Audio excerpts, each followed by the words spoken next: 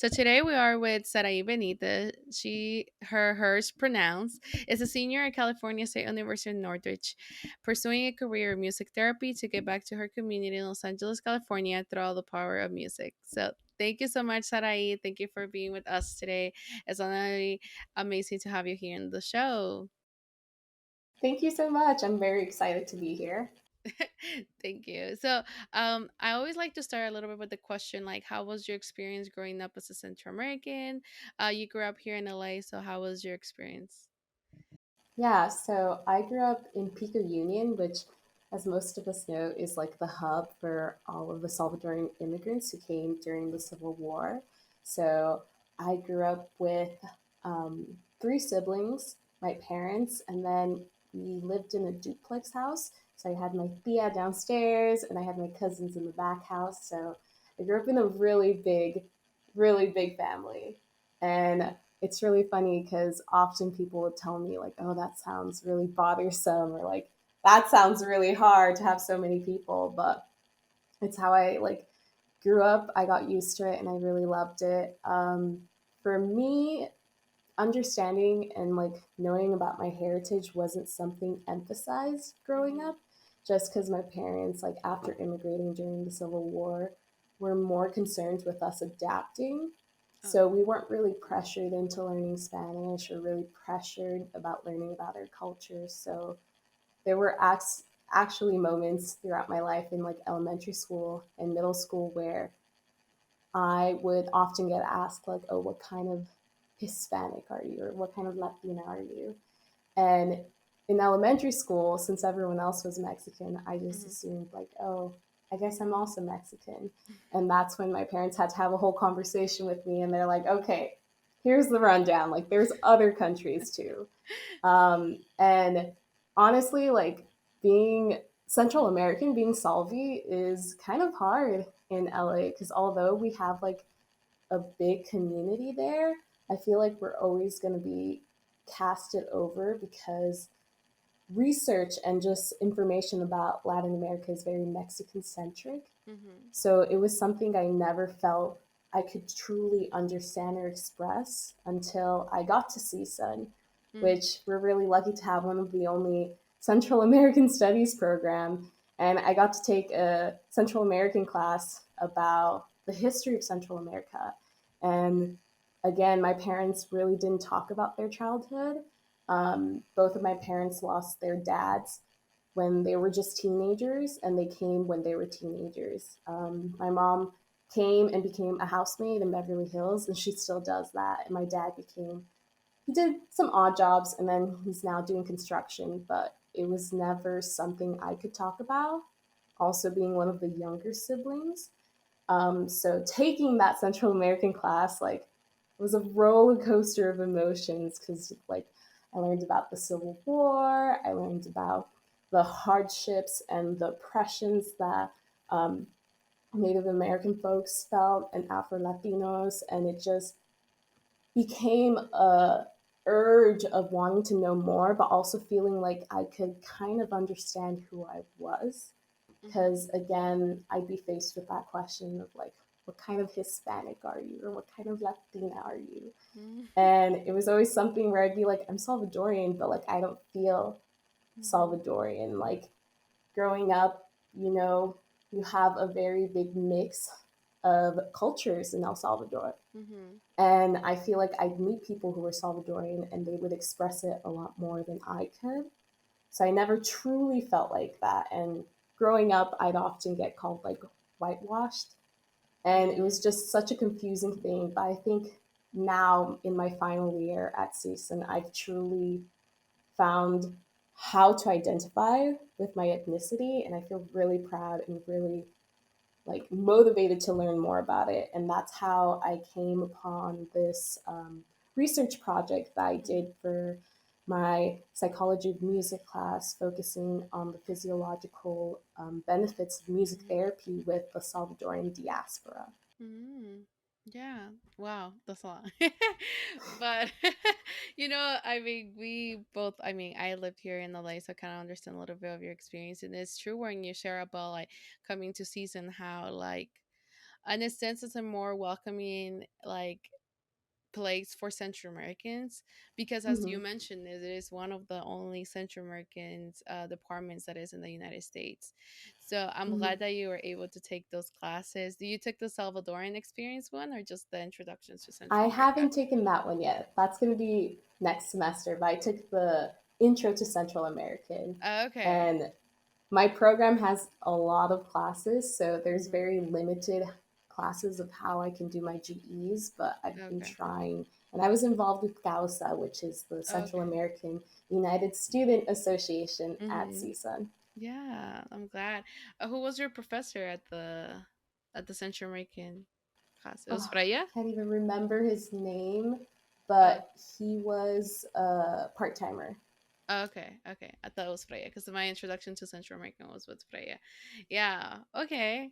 I'm glad. I'm so happy that, and I feel like it's important as what you shared that, it's not that you wearing as connected at the beginning. It's just that I and problems something. It's just that your parents after moving here, the assimilation and what Yeah, trauma that carries through like not only yeah, migration but war. Like they don't yeah, sometimes our parents doesn't want to transmit that to us and doesn't want us to question that because it will reveal like va a revivir, like memories, yeah, right? yeah. So I feel like that's why and a lot like we see this like kind of pattern in like in our Mm-hmm. community where like we just or elders or like family members or like parents and like grandparents they just hold that to Uh huh. them because they don't want to No harm us. saben. Yeah, okay, they don't want to Yeah. harm us. They don't want us to think like, oh my god, you went through that, and also for Uh them huh. because it was painful, right? Yeah. And then you going through LA, which is very Mexican centered, and then Uh all huh. you can think is, well, I'm Mexican, Uh huh. and that's the label everybody puts here. Yeah. And then you go to college and you're like, oh wait, after your parents told you I am actually Salvadoran, you go to college, Yeah. but then you have also people from the Central American, you're like telling you whitewash, like, it's I feel Uh huh. like that the what's it called, the language around like identity, sometimes we Uh need to huh. be mindful because calling someone whitewash, like, it's like, really, like, what It's would you. harmful. Yeah, because I have here like people call it like no, like people use the no sabo kid, or like, Hmm. there's that term like, oh, this is no sabo kid or something like that, Yeah. or whitewash, right? There's those terms and those are so harmful because sometimes we don't understand that the background of someone, that it can be, well, I'm not as close to my identity, not because I don't want it, it's Hmm. because there's a A wall, right? barrier. Yeah, yeah, Yeah. that my parents wanted to protect me because of trauma, because of their experiences and stuff like that. Uh um huh. and it's not that you don't want to, right? It's Yeah. just that Yeah. is how like has been.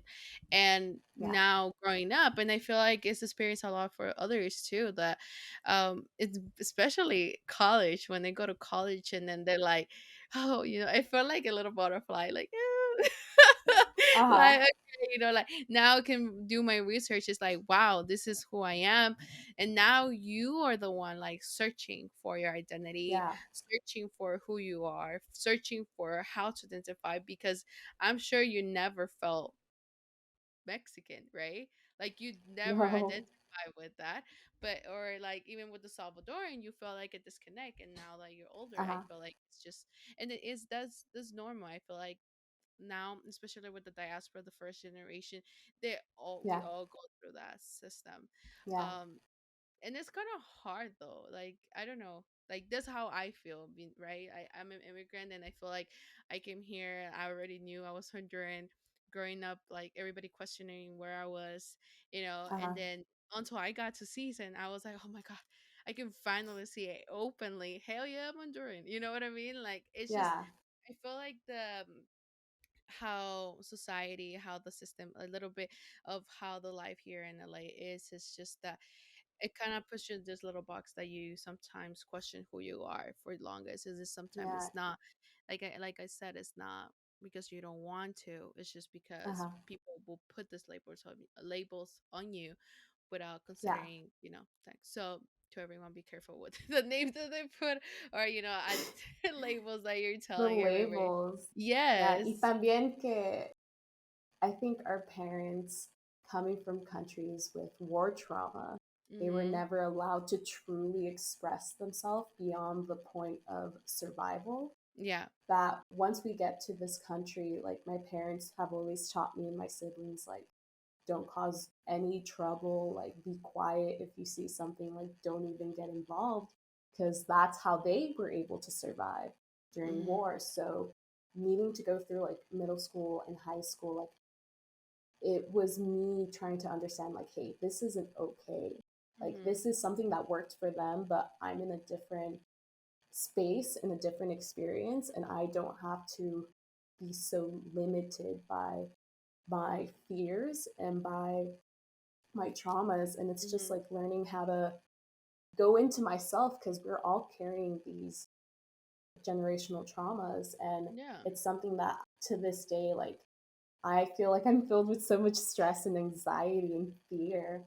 Mhm. And it's something that I see in my parents. And like growing Mhm. up now, I've been able to have those conversations with them and like Mhm. actually open up. And it's terrifying to see my parents like be vulnerable, but it's Mhm. something that they've never had the chance to. Mhm. And although they may think we're being annoying, me and my siblings, it's something that they need to Mhm. express and something they need to talk about. And I'm grateful to say that I've had the chance to like, hear stories that they've experienced, or like, cry with my mom and just express our like sadness of everything that's happened.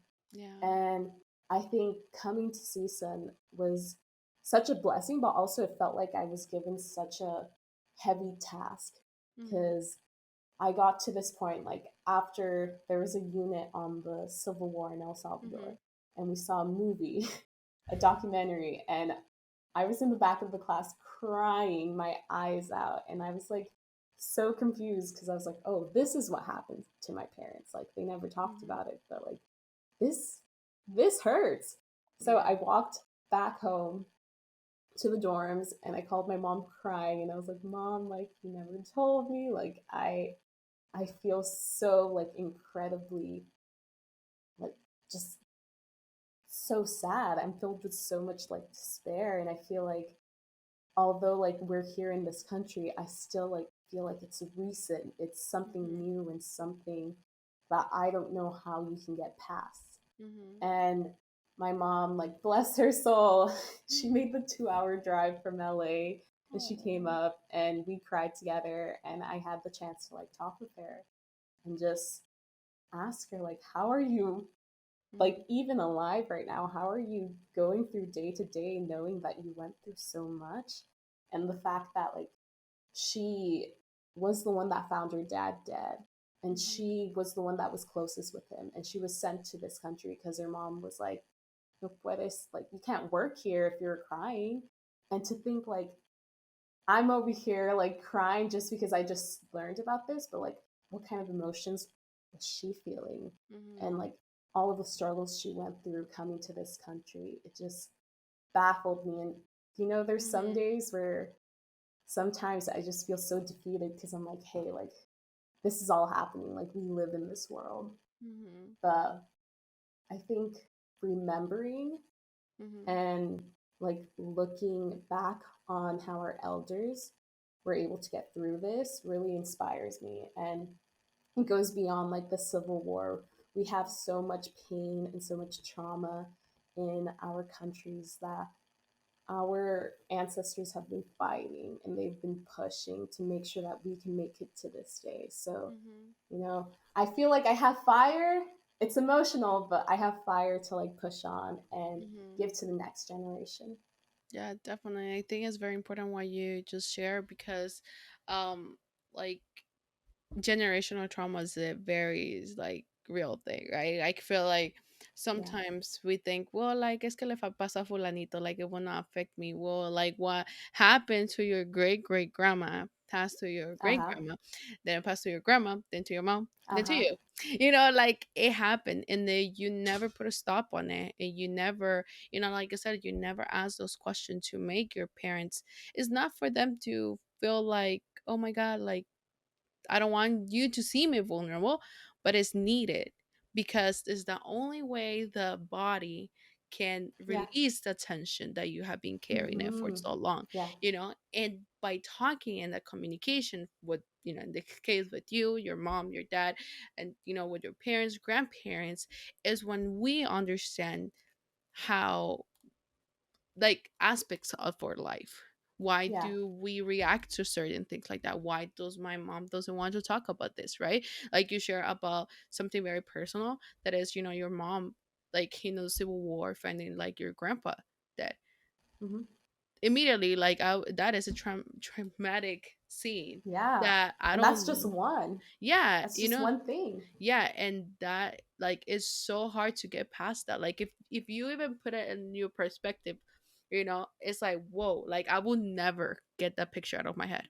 I will never, No. and that same person had to make a whole trip to the United States, Mm-hmm. make a living, like, Learn the language. learn the language, raise Face their the kid. oppressions. Yeah. Uh-huh. You know, labels, stereotypes, and everything. That, that individual, that the age that your mom was at the end, never healed from that picture, Mm-hmm. because on top of that, they were putting other things that it was never healed, right? Uh-huh. So And that's kind it's. of how I found music Mhm. therapy. Yeah. Um, about the healing. It kind of perfectly led to it. Um, No, no, I was gonna the fact ask of like you. mental health. Yeah, Yeah. yeah, no.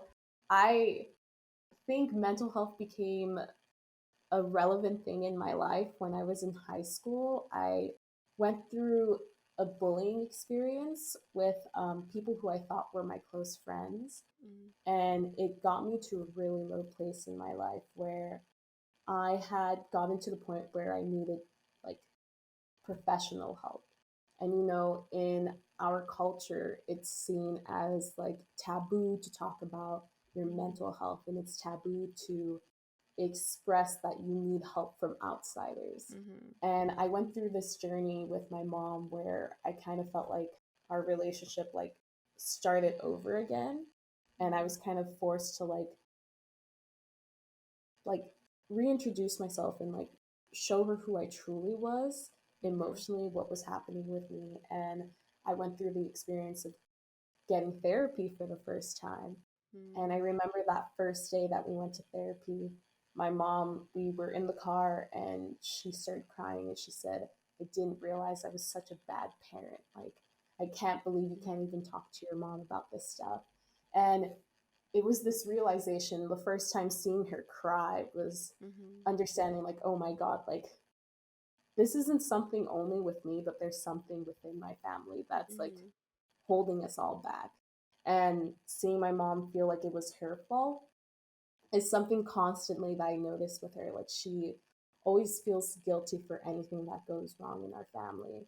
And mhm, it became such a relevant thing in my mind, and understanding that there's these resources like therapy that could mhm, help just made me like want to go into that field. So I got all of that happened between 10th grade to 11th grade. And my sister, she also went to CSUN. She majored in urban planning, and she went to study abroad in Brazil. And while living in Brazil, she met a girl at church who was studying to be a music therapist. So mhm, I had never heard of this before.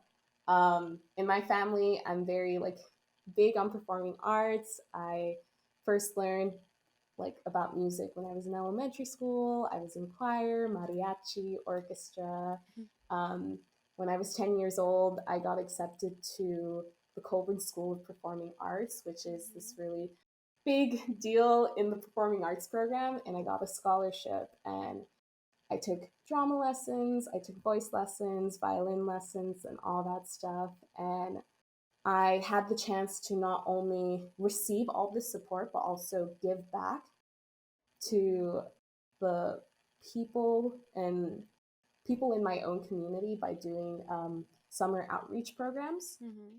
And through all of this, and from having my sister tell me about music therapy, the moment she heard about it, she was like, "This is for you. Like, this has your name written all over it." I was like, like, I don't know. Like, I've never heard of this. This is really new to me. But getting to my senior year and being told, like, "Oh, you got to choose now. Like, you need to Yeah. choose a career. You got to start thinking about that." I did my research. I was like, okay, I could go for psychology. I Mhm. really like psychology, but I've always have been a student who, yes, I get like A's and B's, but it's because I worked really hard. And Mhm. school has always been a really difficult thing for me. So I was really scared. Like, I don't know if I'd be able to academically hold up with this. And then while doing my research, um, my sister again brought up music therapy. So I was like, I'll look into it, like see if they have any schools here in California, because obviously, like, I have three other siblings, and my Mhm. parents, they both work every day, but we're not able to afford as much as other people do. We have a very low income. So in my mind, I was like, okay, I have to stay in California. It would be awesome if I could be commuting or if I could do Mhm. something that's super close. And I ended up figuring out that CSUN had one of two music therapy programs of California. The Mm. other one's at a private school in Okay. Stockton, California called University of the Pacific. Mm. And my sister, she graduated from CSUN 2014 and then UCLA with a master's in urban Mhm. planning in 2016. So Mhm. she was helping me figure out the whole college thing. Mm. And shout out to older siblings because I don't think I could have done that. Like, so much respect for my big sister Diana. She's paved the way and she's done so much, and I'm in awe every time I talk about her or I hear new things she's doing. But she gave me the chance to actually explore both of the campuses. Mm. She said, like, "Hey, I'm gonna take you on a trip. We're gonna go to CSUN.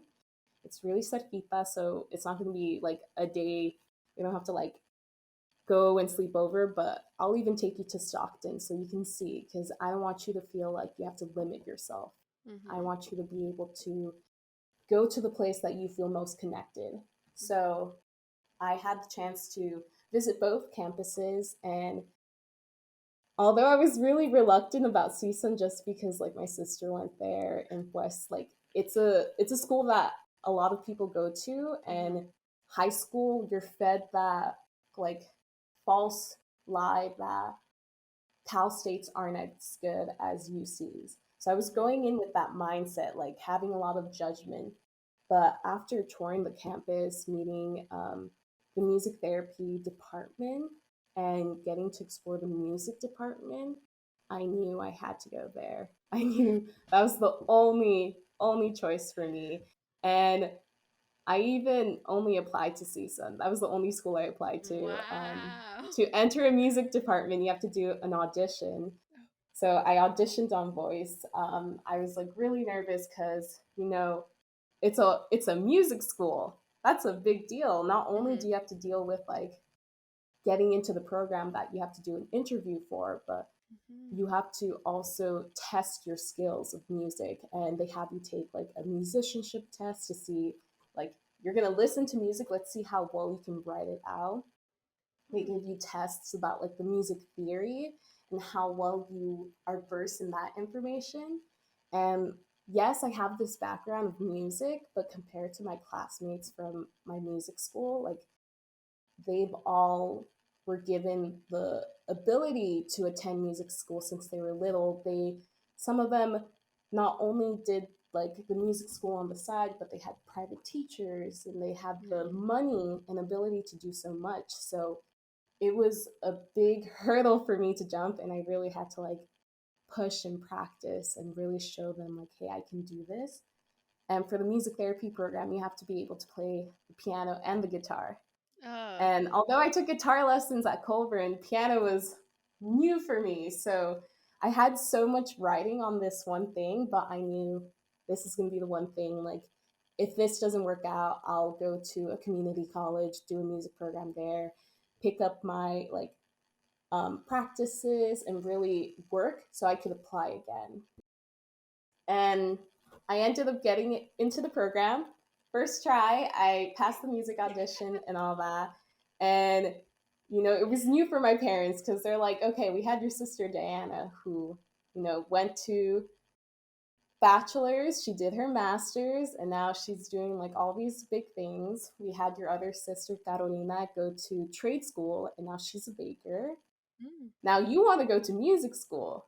That's we're not for sure about that. And not only that, but you want to do something with mental health. That's Yeah. not a real thing to them. Mm-hmm. So it was a big jump for me, but with support from my sister and convincing of my parents, it became something that they were backing me up for, and they were Mm-hmm. really excited. So I was one of two first time freshmen who made it into that program that year. And Wow. usually they have like 100 applications. And it's a really small program of students who are either getting certificates, so they already have a bachelor's. Um, a lot of transfer students who come from like community colleges or other schools, and then first time freshmen. So it was a big deal, and it was something I was incredibly proud about.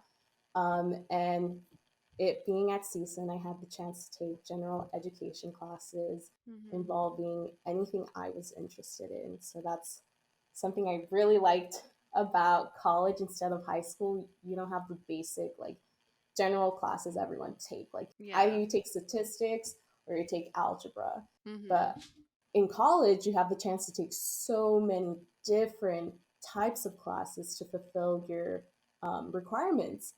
So my first year, I had such a blast, like having the chance to try all of these different classes in different fields. But I don't think it was until my junior year and the beginning of my senior year where I really started connecting more with my roots as a Salvadorian American. Mm-hmm. I had the chance to take that Central American class. And then my senior year, which was last fall, I was given the ability to do a mock research paper, Mm-hmm. something that we have to do in music therapy. Oh, okay. Um, you have to basically, once you're done doing the program, you do a 6 months internship, which Mm-hmm. fulfills the requirement of like 600 hours of field work, and That's a then lot. you do a research project, and this Mm-hmm. research project is published in a journal, or you have to try to publish it somewhere, and Mm-hmm. after that you have to get certified in music therapy. So it's a really difficult program, and it's kicking my butt for sure. It's so much like emotional drive Mm-hmm. besides like motivation and like having the ability to like write all of these papers and do Yeah. medical assessments, because music therapy might be the question everyone's asking. What is music therapy? I was gonna ask you Basically, that one too. basically, music therapy is the practice of using music as the experience or technique to support individuals in reaching a goal. It could be academic, it could be medical, it could be emotional, maybe a physical goal, but supporting them and giving them the chance to do it through music. Music has been proven that it has the ability to encourage people to do things. It has the ability to make people focus on just music. It has the ability to make people not feel pain because they're just focused on the music. So it has so much potential in supporting people. As a music therapist, I am using my ability in playing different instruments like the violin, guitar, piano, bass, and all the different instruments to support someone. So, usually, the most common form of music therapy is like in a pediatric hospital, So you have kids who are coming in with all different crises and all different needs. And often you have a music therapist who goes through the hospital to help the child cope with being in a new facility or to express themselves about how they're feeling. So you can see music therapy done for pain relief. A kid needs to get a shot, but he doesn't want to do it. So you use music, you give the child a drum and you have them play along with you as they're about to get their shot, and their brain focuses on the music. So they're actually blocking the pain that they would feel or the feeling of being scared. And that helps the client or the child have the ability to go through his experience in the hospital with a much better outlook on it. Or for the kids who are there long term, who haven't had the chance to go to school and interact with kids their age, or they're stuck in a room by themselves, having that music therapist come and help them write a song about their experience or talk about how they're feeling instead of, always hearing the beeping of the machines or just smelling the smell of medicine and hand sanitizer. You need to give kids stimulation, and through music therapy you have that ability. And music therapy is one of many different immersive therapies that exist. So most people have heard of like art therapy, which is a similar concept, but you're using the form of drawing, painting, all that stuff to help kids, clients, patients fight through these experiences that they're having. So it's such a beautiful thing that is very human and very like innate for us, because music is a very human thing. It's something that's culturally embedded in all of our lives. So the form of music therapy is something that we've all experienced. It's something that we've all kind of have had an idea of, but it's not something that we've had the ability to have someone support us and steer it. And music therapy can only be done when you have a music therapist to support you, because it's the idea of someone creating these steps for you and creating a program or activity that can help you get to your goal. It's not going to cure you, but it's going to be something that can help you immensely. Because as humans, to heal, we need to heal holistically. So, not only medically, but physically, emotionally, physiology. Like there's so much that goes into feeling okay.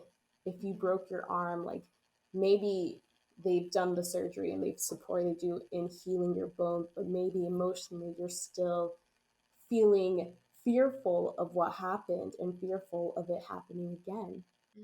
So I think music therapy is this amazing um, resource that we have that can help people in so many different aspects, not only medically, but like I said before, you can have a music therapist go to schools, and not only with children, but you can have a music therapist go to a hospice or a geriatric care facility with older folks who they may be fearing death, and you need to support them in helping them understand that death isn't something that they should fear, or helping a family um, get get used to the concept of death and help them through that transition. Music therapy is something that can be used in all times of life and in all different forms.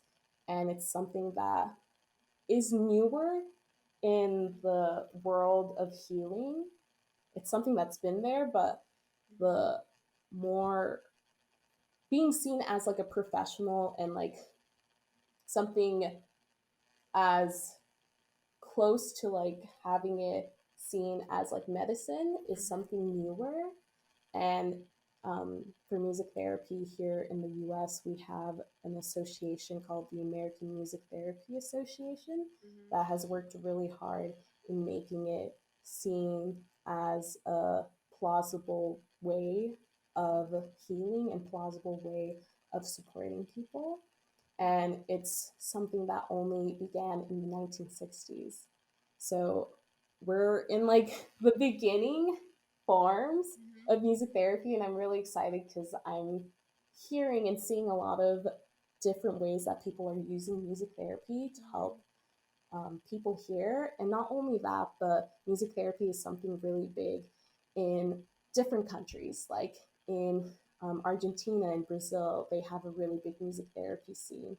Um, in Africa, they have a big music therapy scene. In Korea and Japan, they have a big music therapy scene. So it's something that is present, and it just needs more attention and more Mhm. people interested in learning the form and truly more access to it. Yeah. Because something that I'm going to talk about a lot today is the fact that a lot of these resources dealing with mental health are very limited for Mhm. low income families and people of color. And I feel that there isn't much different with music therapy. Music Mhm. therapy is truly similar to that. We have very limited access for people and for families, and it's something that a lot of medical professionals or psychology professionals may be Mhm. weary Mhm. of accepting.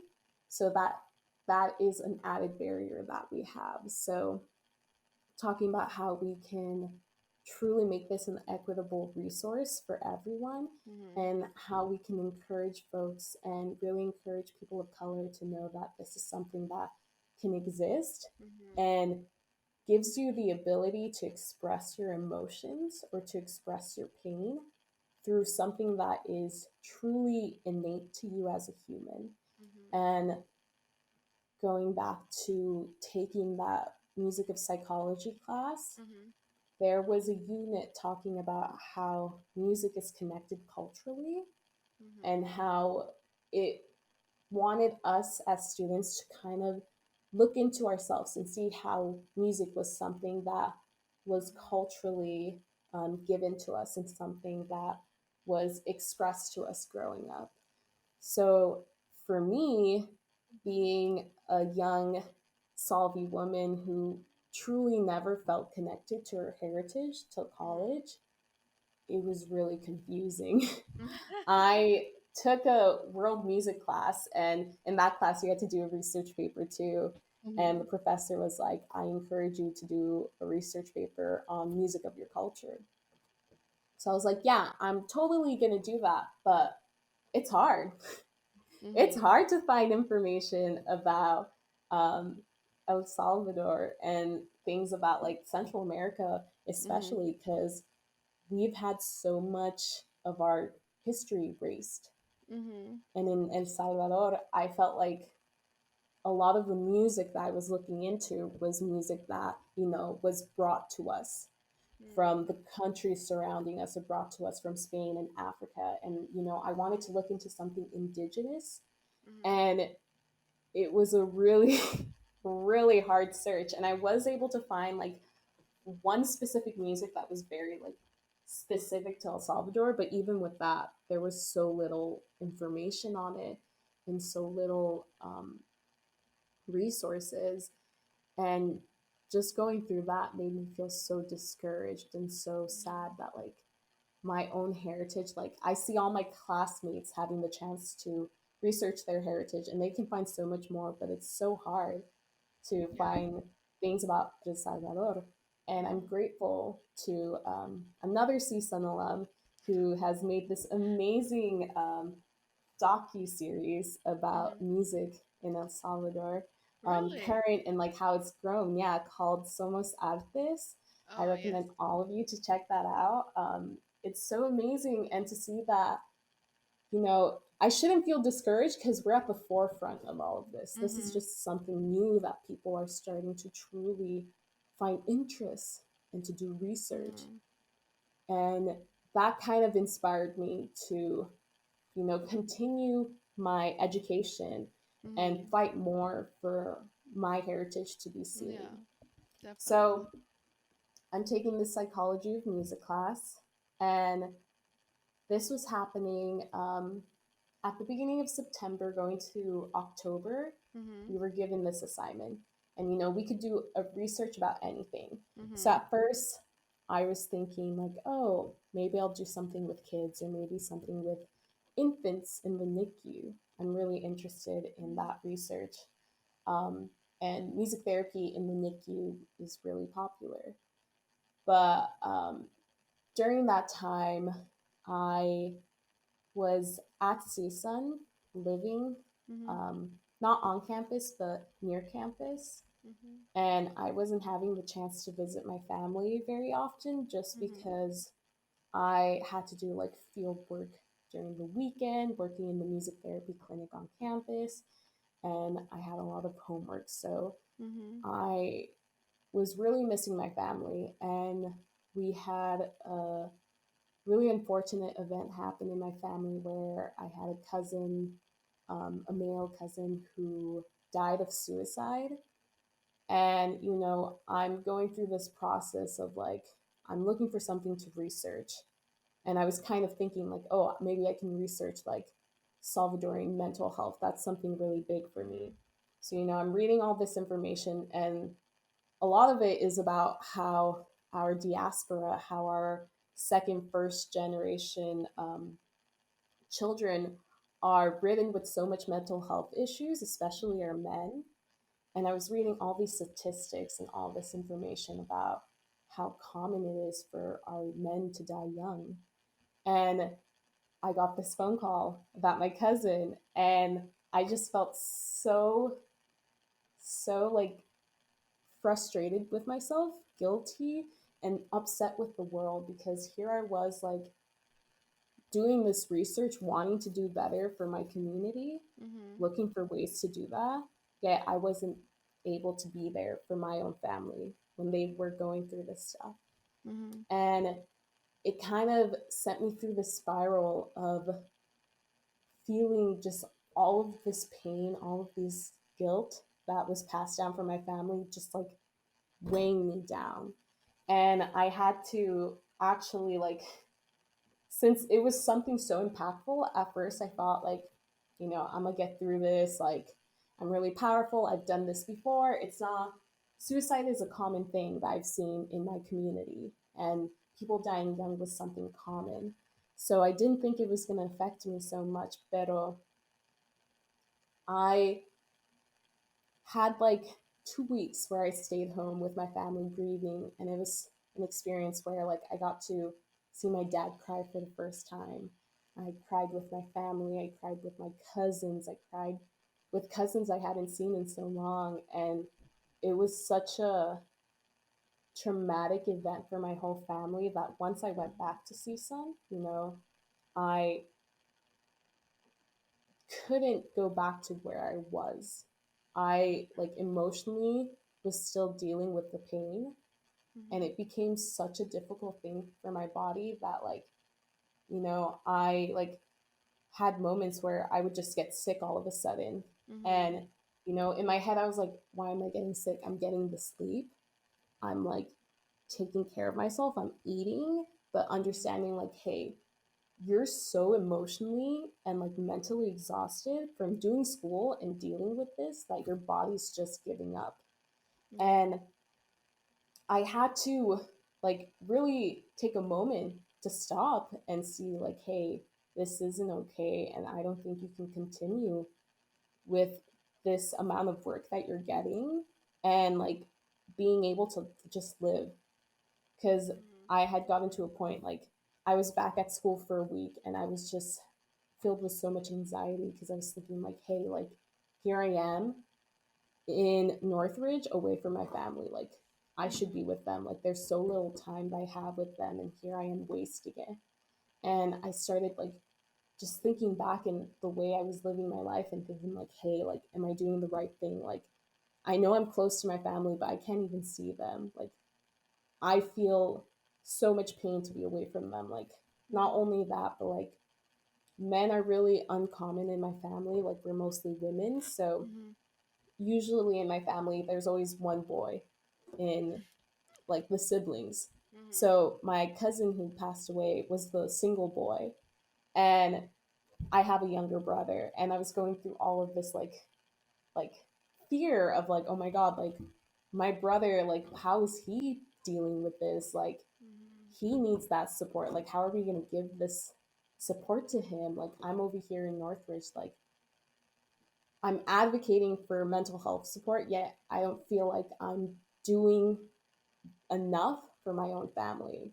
So I'm going through the school semester and we were given this project, and I had communicated with all my professors like, hey, I'm dealing with something, like I Mhm. really don't know how to cope with this. And not only that, we had just gone through like the big chunk of COVID, and that Oh, was this was hard on during me. COVID? So that was like right after COVID, because like COVID, we were online from March 2020 till last spring semester. And then last fall semester, we had like half of the classes came back in person. And for the Mhm. music department, like we were able to bring all of our classes back, but we were still dealing with COVID.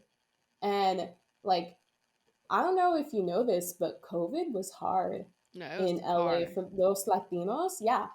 In It was Pico hard. Union, we were the highest death rate for a while. And Pico Union is a small community Yeah. of all immigrants. And I witnessed with my own eyes, like going back home, like just because there's a pandemic, it doesn't mean you can stop working. My parents Mhm. had to keep on working throughout the whole thing. My friends' parents were working. My neighbors were working.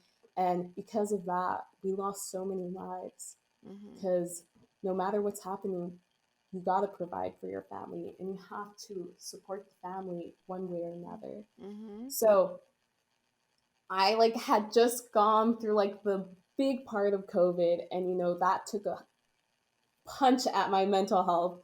So Mhm.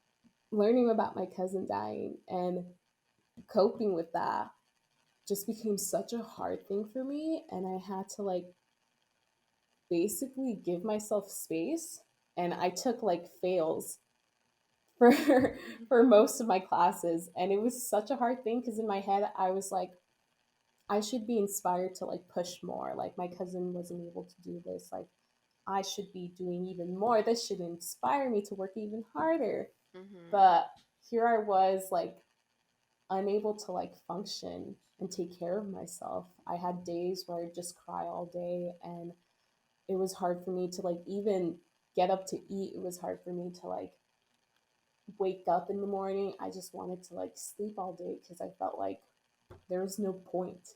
Like, why Mhm. was I here? Why am I doing this if I'm not with my family? Like, I feel guilty. And through this research project, which Mhm. I was given an extension Mhm. of completing it during winter break. Okay. And I'm really grateful for my professors for taking the time. Like not all of my professors were as kind as like the music therapy professors who really like took Understood. the time and were really invested with me, and they told me like, we want you to get this career, but we know like right now isn't the time. And they even suggested like, hey, maybe take a year off of school, like Mhm. you need time to heal.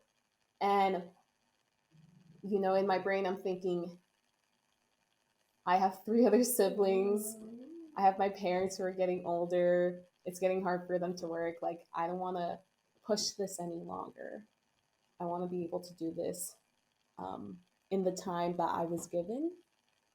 So I went back to that research paper, and I decided, like, okay, you know what? I'm not only going to make this about Central America, because at first I had it set as like focusing on just Central America, because Mhm. there's not that much research Yeah. about El Salvador. specifically Central America or Mhm. El Salvador. Yeah. So I decided, like, like I'm gonna go with it. I'm gonna do the Salvadoran diaspora, and it being a mock research basically meant that we were gonna use research and information that already existed to kind of Mhm. compile a research question that would be beneficial for the field of music therapy, Mhm. and use that research to kind of encourage and kind of show the professionals like, hey, this is something we need to research, and these are things that we could do to research Mhm. it. So, I didn't have the chance to go out in the field and conduct my own research, but I was able to go through research that already existed. Okay. And like I mentioned before, Mhm. a lot of things about Latinos are very Mexican centric. Mhm. So I was looking through all this research, trying to figure out how I can make this more directed towards Central America and Mhm. Salvadorians. And something that helped me was understanding that our experiences are very different because in Central America, a lot of us dealt with dictators and Mhm. wars. So I chose to look at data from people dealing with war trauma and PTSD. Mm. And that's how I was able to kind of find the focus I was able to create programs and create activities that could be used with the Central American or Salvadorian community. Mhm. So not only that, but like in my mind, I'm thinking, okay, that's one of the intersectionalities that we're dealing Mhm. with. We have so many other things happening in El Salvador. Mhm. And as I was saying before, music therapy is kind of new, and there's always new things popping up. And I'm really grateful that we actually have two books. There's only two books about culture Mm. in like the music therapy profession. And one of them, it's called The Cultural Intersections in Music Therapy, Music Health and Person. And this book was compiled by a group of music therapists who felt like their cultures weren't being acknowledged when Mm. folks of those communities were being treated. So they created this I basically was like, I guidebook. was gonna say, AKA us. hmm They created this guidebook of basically looking at different cultures that Mhm. are here in the US and how these backgrounds and experiences have created intersectionalities that need specific treatment. Mhm. So, I got this book, only thinking, they're just going to talk about like Latinos as a whole. Because, Mhm. the term Latinos or Hispanic is something that was made in the US Mhm. to, group us together for the census. And Yeah. that has actually harmed us because now we're all being pushed into one group. Mhm. And Yep. that one group, you're not going to be able to like truly understand all of the cultures. Like Mhm. Hispanic, that term, I hate using it. I like it's not something I use. It's not Yeah. something I like because it's not including everyone in Latin America. Yeah. So things like that, I was really scared of like, oh, how are we going to be viewed in this research? But Mhm. it's an amazing book, and there's actually sections by countries. Oh wow. So there was a You were like, whole chapter. There did was you a whole find? chapter on Latin America, and then it went Mexico, Central America, El Salvador, Honduras, Belize, and it talked about each country. And I was Wow. so surprised because I was like, "Oh shit!" Like, sorry, I No, cursed, it's okay. but No, it's okay. I Don't was worry. just so surprised because I was You'll like, probably "You be know like what?" gold. Yeah, I was like, I'm not used to being like seen in Mhm. educational fields and to have my culture seen.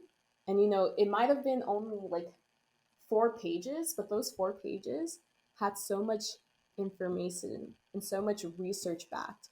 And not only that, but they provide other resources that they recommend. Mm. And seeing my like mentors, seeing that the people in my field are thinking about this, pushed me even more to like just go full throttle on this research paper. Mhm. And I decided with the information from treating PTSD and war trauma, I Mm. was going to make this research paper focused on physiological benefits music therapy could have Mhm. on people from the Salvadorian diaspora. And I Mhm. looked at the information dealing with sleep troubles. So, people who have PTSD or war Mhm. trauma, something very big and common is struggling with sleep. and having an inability to get enough sleep or inability to get any good sleep. I was coming at this from the perspective that, you know, we're not going to be able to create something so specific Mhm. that can be given to, like, let's say people in Pico Union, because we don't have the funds for that. So Mhm. what's something that is really broad that we can start off with that could be beneficial? So my research paper was looking at how we could help people with war trauma get better sleep, and using music therapy as a passive form, um, being able to create music or give people music that they could listen to that could calm them down and help them get better sleep. Mhm. So, it wasn't something so specific to El Salvador, but it was something that is common. And I don't Yeah. know about you, but like my parents, they struggle with sleep. And it's so interesting because my parents are like, dang, like my mom can fall asleep like that, but also she wakes up to anything. Oh. And she jokes around, like being like, oh, like when I was smaller, we had to like get used to like the sounds of guns and bombs. Mhm. And to her, she's joking around, but in reality, like these are things that carry on. Mhm. And like the amount of times my mom wakes up from nightmares, the amount of times that my dad just can't fall asleep, these are Mhm. part Yeah. of their trauma. So Yeah. I did my research paper on that, and I'll give you Mhm. a link to my research paper and my Yeah. poster board, so Yeah, you can get an definitely. idea. Yeah, But definitely. I took that information from this research conducted in Denmark with immigrants who were coming from different parts of like the Middle East and Asia. And I put it together with information about mental health Mhm. in the Central American community. And the biggest things that I saw were the fact that we're filled with war trauma, but also we have trauma that is mixed in with our transborder family structure. A lot of Latinos are separated from their families Mhm. and don't have the ability to have that nuclear family that Yeah. is common in the US. And something that happened in El Salvador is that during the war, a lot of our men died. So a lot of people lost their fathers, their grandpas, Mhm. their uncles, and all that. And because of that, the men who were still there, a lot of them decided to start immigrating to the Mhm. US to find work, to provide for their family. Yeah. So you have these women and these children who are by themselves, who haven't experienced their life with their dad, or Mhm. they lost their dad in war. Then you have other families where not only do they have that, but they have their kids Mhm. going to the different countries too. So there's this big, big intersectionality happening in El Salvador where Mhm. you have families that are separated, but they're focused on giving money to their family in El Salvador, Mhm. or they're focused in raising money so their family can come to El Salvador. So Yeah. this is a big pressure, and this is Mhm. something that creates a lot of stress, anxiety, and depression. Yeah. And it's not something that you see as much in other countries. Mhm. Like, it's very common in like Latin America, but it's something really big in Central America. Yeah. And from the research that I read, it said that it was the biggest in El Salvador. And Mhm. that even El Salvador's economy runs on the money that people give to their Yeah. family. That's like the Mhm. biggest way that money is used in El Salvador. So we're dealing with that.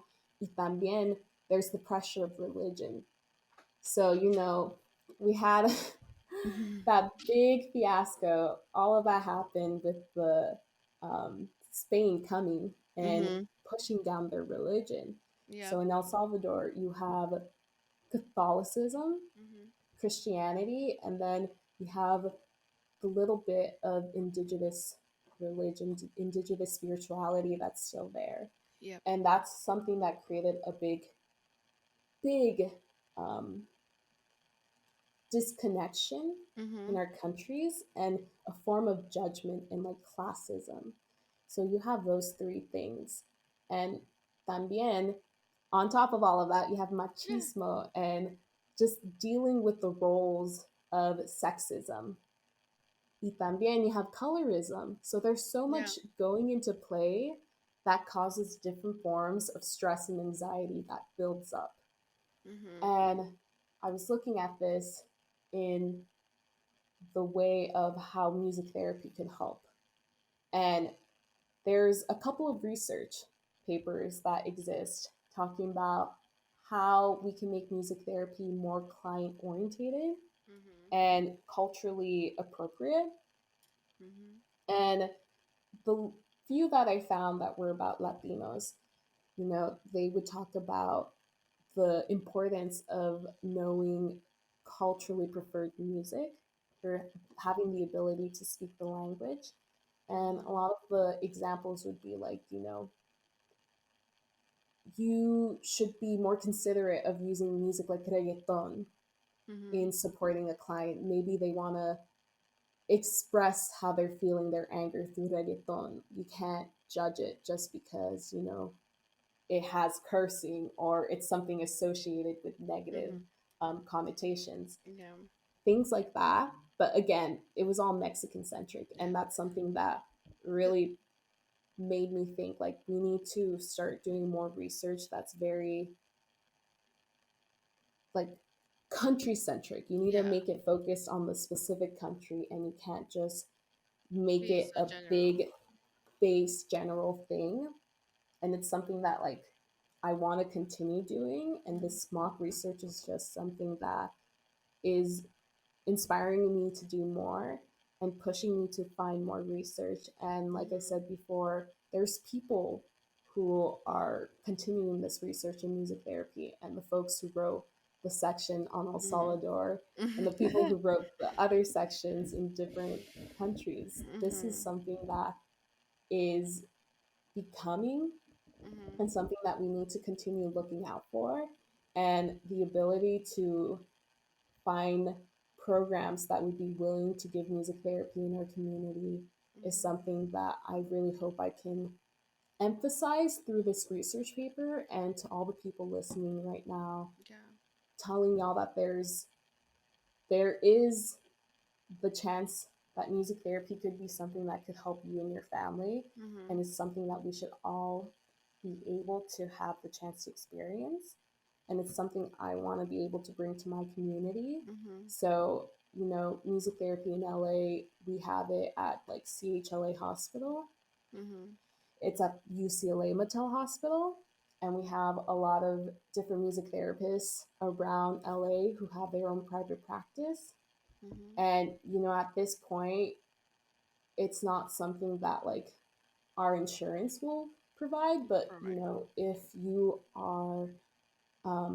have a family member who has a disability, music therapy is covered by their insurance and they can find Okay. programs. And there's a lot of different resources that are coming, and Mhm. there's going to be a lot more that are going to come in the future. And I just Yeah. want y'all to keep in mind that music therapy may be something that you're interested in Mhm. to receive help, or you might be interested in just learning about it more. And maybe if you want to practice music Mhm. therapy, we have a great program at Cal State Northridge. And it's something that we need to encourage our youth that you Mhm. can follow a passion in performing arts and still do something good with it. Yeah. Don't feel scared that it's not going to be a reliable job. Your parents want you to be doctors or like dentists or like eye doctors, but know that there's so many things out there that you could Mhm. do while pursuing something you love. And if you love music, if you love psychology, if you love helping people, I encourage you to look into music therapy and see how you can embed your culture into your Mhm. practice and continue helping our people Mhm. and people like us who are struggling to see their identity, Mhm. and just support them in not only helping them with mental health, but also helping them understand their own culture. Yeah. No, definitely. And I think that when you were like sharing about this project, um, I don't think I share how I kind of like found out about Sarai, but um, so I am the like socially person of like a nonprofit called Amigo about immigration services, and there's this lady who um, volunteers there for I think it's citizen classes, and I was talking to her about my like this podcast, and she's like, you have to meet her about like because I think they were sharing about music therapy, and I was like, what is that? Like those like as you have shared is pretty new, and it's something that I wasn't aware. I thought it was like, wait, did they just play music? Did they like, I have been in a therapy before, and I have shared already how like my bad experience was going to therapy after the divorce of my parents. So I was like, okay, what like did they put you in a room? Did they put music on you? Did they play instrument? Like it was a whole question. So that's how I got in touch with Sarai. And thank you for sharing about the music therapy. I think is pretty like now I understand more how it is, and how needed it is.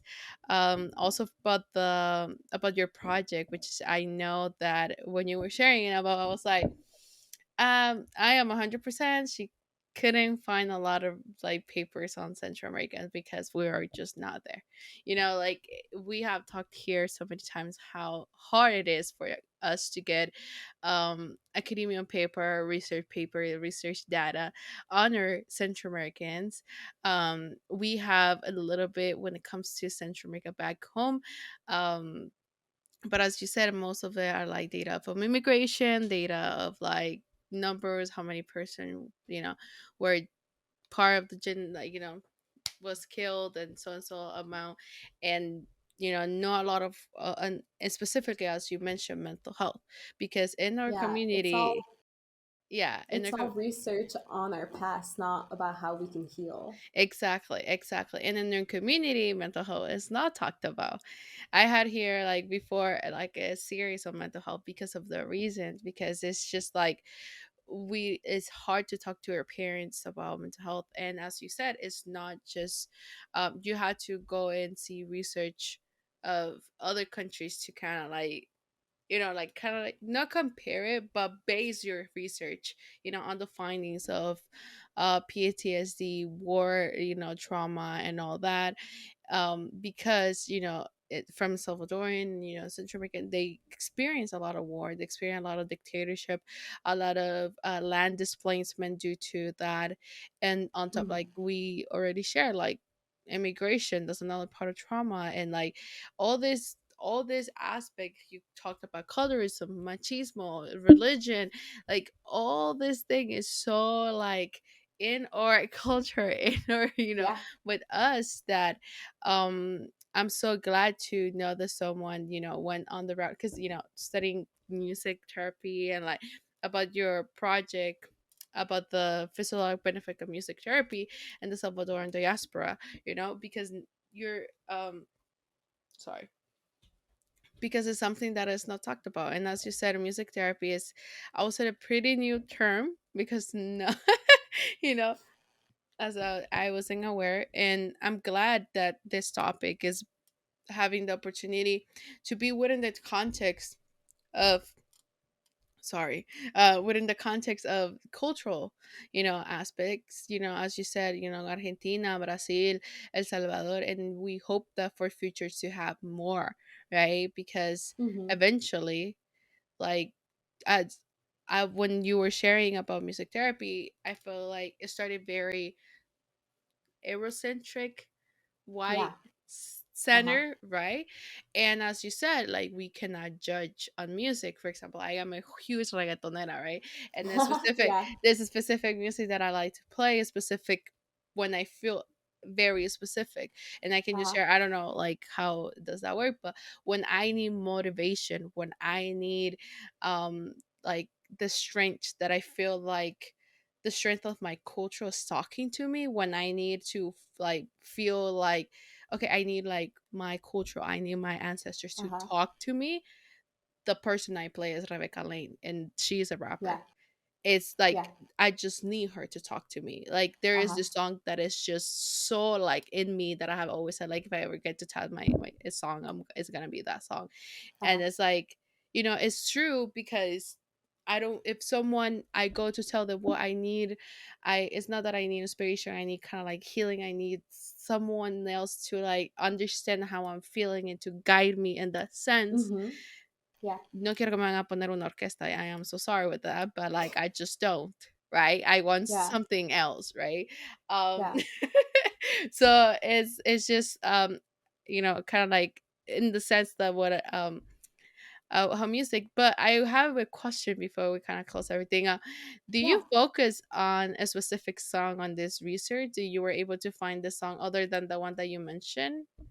Or do you So for the research, so again, this was PTSD, mm-hmm. war trauma from folks coming from the Middle East. Mm, So what they did specifically was they interviewed all the people they had, and again, like coming from immigrants specifically, it mm-hmm. was throughout the whole research emphasized that they were practicing protection for them, making sure that their rights were kept, and that anything that they shared wouldn't be anything that wasn't pertaining to the project that was shared wouldn't be shared with like the government or anything like that, because Mm-hmm. there's that extra fear of like, oh, if I speak up, like, Mm-hmm.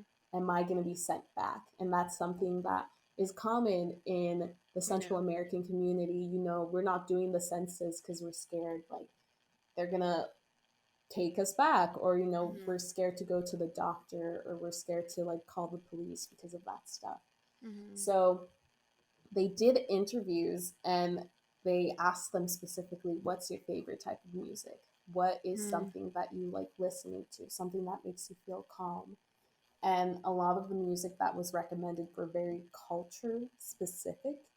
Mm-hmm. And as you were saying, like, music therapy is very Eurocentric, because Mm-hmm. we're taught in school like these are the 100 songs that are good to be played in like an old folks home.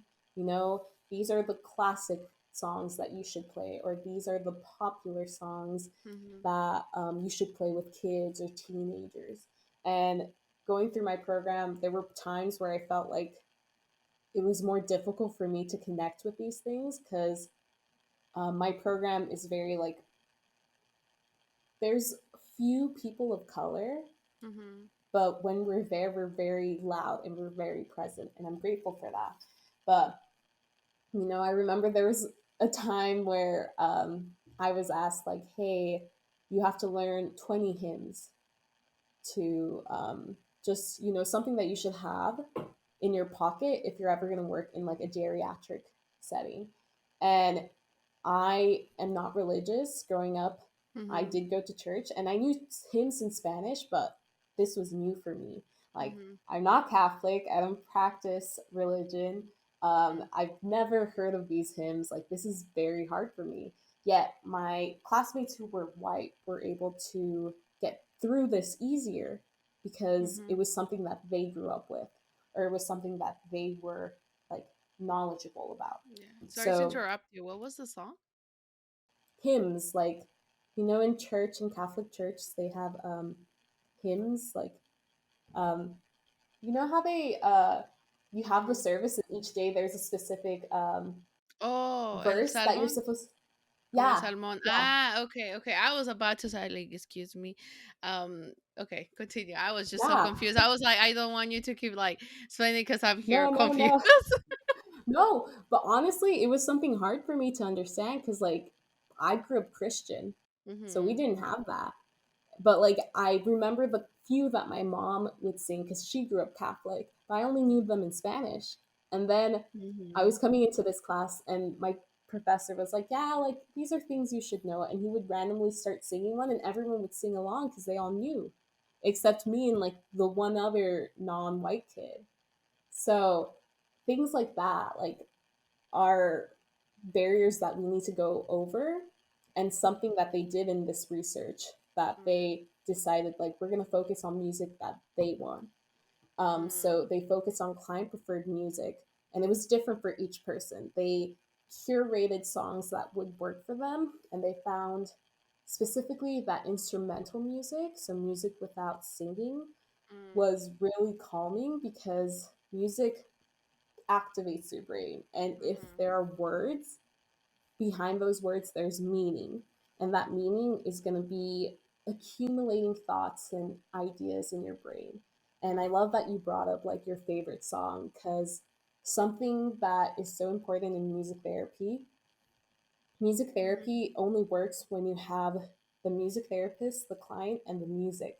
Because mhm, the music is its own entity that mhm, helps the client describes how they're feeling or helps them express, because mhm, they don't have that language barrier where maybe they don't know how to express how they're feeling, and they don't have that fear pushing them, because once you're expressing yourself in music, everything just falls down. There's a part in your brain, in your frontal lobe, that is basically keeping things tied down because of fear, and music allows that to basically let go and allows you to truly express yourself. So, sometimes people may say, like, hey, like, when you're singing, you seem so emotional because mhm, our body is able to release and we don't have that mhm, language barrier and we don't have that fear stopping us.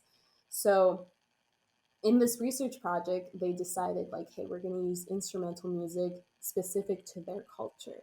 And okay. this music is going to have things that connect to who they are as a person. So I saw that and I said, okay, if we're gonna make this for people of the Salvadorian diaspora, then we got to look at music that people from this culture grow up with. So it's not only Spanish music, but there's the English music that we grew up with listening here. For Mhm, me, growing up in LA, I got used to listening to like gangster rap, mhm, like Tupac and all that. So that's something that like comforts me. Yet, the person next to me may think like, oh, it's violent. It's mhm, not calming music. But for me, it's calming because that's what I grew up with. mhm. And then you have the Spanish music, like Like cumbias. we grew up listening to like cumbias y bachatas and certain music that our parents grew up listening to.